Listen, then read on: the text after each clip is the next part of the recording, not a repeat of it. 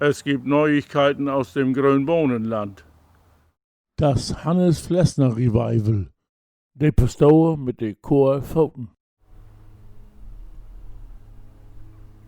Ik ben hier in Kerk van Backemoor, waar ze in het jaar 1637 de Geschichte van pastor Lubinus toegedragen heeft. Hij voerde damals met zijn dienstmeid Talke een affaire aan, die bleef ook niet aanvolgen. Denn sie kreeg damals een luchen Buskool onder de schoen en wordt daraufhin afgeschoben naar benachbarte Groningen.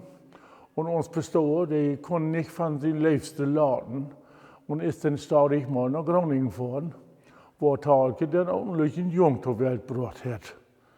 Das Kerkenamt, das wies sich aber gnädig und hat den Pastor in Amt und Würden lassen.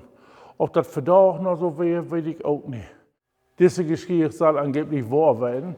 Das Einzige, was Hannes Flessner dazu erfunden hat, ist das mit den Kolle Footen.